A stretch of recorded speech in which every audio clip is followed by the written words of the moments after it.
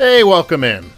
Well, I wasn't going to do this story at first because it just seems so trivial. But then it kind of struck me that this feels a lot like just leftism, the new leftism, where the strategy always seems to be make things worse, and then once they're worse, double down, and then make it even worse than you already made it. So what do we have here? WNBA coach suspended after weight comment. Player fires back. Little white one. So, yes, she's racist. She's also extremely sensitive. Miller, that's the coach, reportedly complained to a referee saying Liz CAMBAGE, the player, weighs 300 pounds in an effort to get a foul called against her. Now, the backdrop of all this, and why I made the video, is because the WNBA is terrible and it's failing.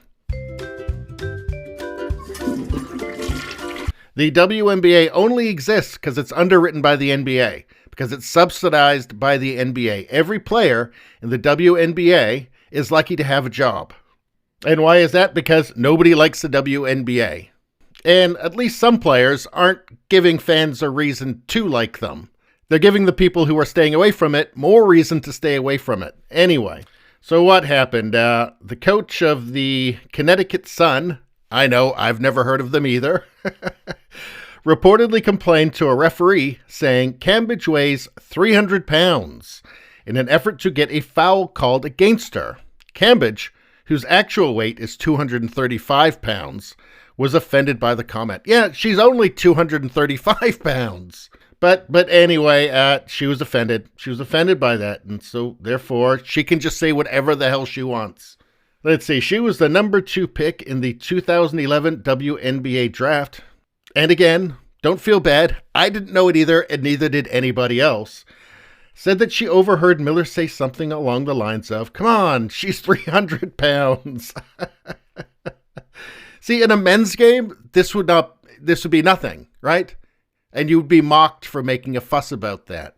Like if Shaq got upset at somebody mentioning his weight or exaggerating his weight a little bit, it would be ridiculous. But no, in the Brave and Stunning League, it's a big deal.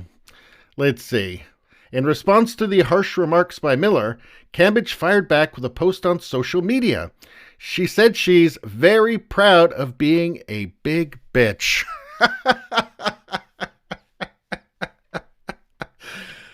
Where can I get my season tickets? Let's see. What does she say? She says that she will never let a man disrespect me. Ever, ever, ever. Especially a little white one. So she's a racist, and she's just way, way, way overly touchy.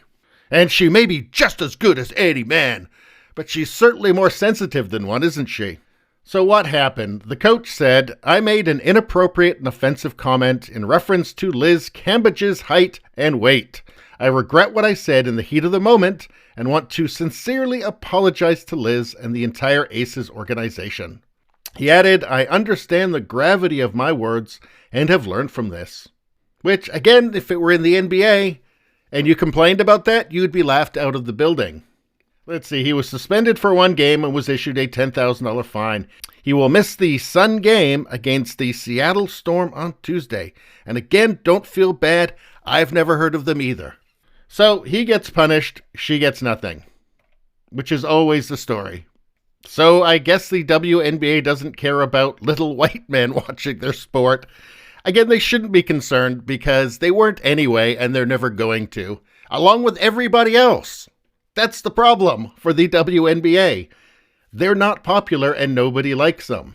Here we have an article from Forbes, which apparently is just now a Marxist publication as far as I can tell. Here's a writer simping for the WNBA. WNBA players are simply asking for a greater share of WNBA revenues. So they just simply want a greater share of the profits that the league makes. One problem with that. The WNBA has produced an average net loss of $10 million per year. The NBA, however, turns a profit of roughly $2.1 billion per year, which is what allows them to pay out 50% of the league revenue to players. While the WNBA only pays out 20% of its revenue, it doesn't actually turn a profit. So how are these players getting paid? Because the NBA subsidizes them. The men's game subsidizes them. They even roll them into their TV rights. Without the NBA, there is no WNBA because nobody's willing to pay for it. It's essentially a socialist league. And they're still not happy. Here's something from the Federalist. The WNBA players should stop complaining. If anything, they're overpaid. So let's see, we had Asia Wilson of the WNBA's Las Vegas Aces took to Twitter to poke LeBron's new contract with the Los Angeles Lakers. $154 million. Must be nice. And she continued, we over here looking for $1 million, but Lord, let me get back in my lane. Here's a newsflash for you. Your league loses money.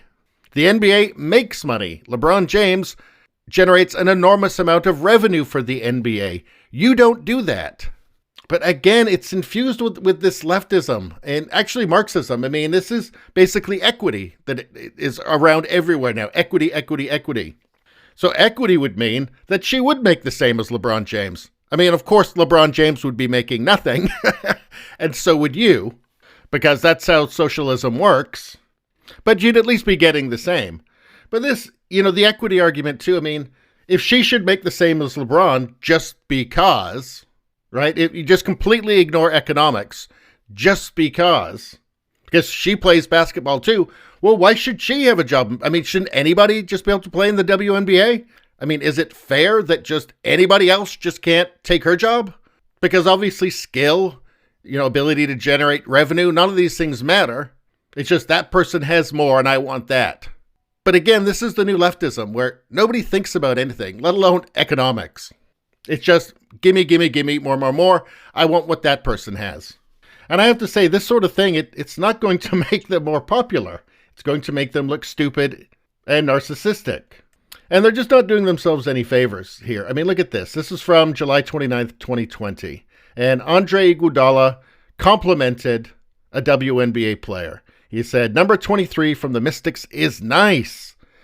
There's one problem. Number 23 wasn't the one dominating the sun. Sure, that is the number Powers wears, but she clearly didn't like Iguodala referring to her by the number instead of a name. What did she say after she got a very nice compliment from an actual really, really good basketball player? She said, put some respect on my name or keep this tweet to yourself. To which she responded, no manners. That's absolutely true. That's not likable. Somebody compliments you, that you take it with some dignity and some class. You don't shove it back in their face because it's not exactly how you wanted the compliment. That's unlikable. How about this? This is from October 19th, 2020. WNBA star says women's basketball isn't popular because players are predominantly black, LGBTQ. Legendary women's baller Sue Bird discusses the inequalities between the WNBA and other women's professional sports. Now, I don't know. How about like the women's national soccer team? You think there might be some lesbians on that? Do you think so? Do you think there might be some LGBTQ plus on that team? I wonder. So maybe it isn't about that. I don't know. But again, they don't think, right? There's no thought that goes into any of this. It's just me, wah, wah, wah. I'm a victim. Because that's the only currency now, apparently, is that you have to be a victim. So I don't know. Maybe it isn't popular because it's terrible and the players are really unlikable. Let's see. Seattle Storm point guard Sue Bird says the WNBA does not receive the same coverage as U.S. women's soccer due to player demographics. Well, there's also the issue of that at soccer, or as the rest of the world knows it, football, is an enormously popular sport the world over. It's the world's most popular sport. That might have a little bit of something to do with it. And even for the women's soccer team, I mean, outside of the Olympics, nobody gives a shit. Nobody cares. Why? Because it's just simply not as good as the men's. Same as the WNBA. Let's see. WNBA has shown support for Black Lives Matter protests. Yeah. So Megan Rapinoe has not gotten political at all. She's not a raging leftist. Oh, no. Again, they don't put any thought into it whatsoever. It's just, there's one solution. It's, oh, I'm oppressed. That's it. And if you disagree with them, of course, you're an oppressor. Anyway, That's all I got to say about that. Please subscribe, like, and share. That really helps me out. If you just like to listen, there's the podcast, Radio Baloney. It's on pretty much every platform. If you look for it, you will find it. Thank you very much. I'll see you next time.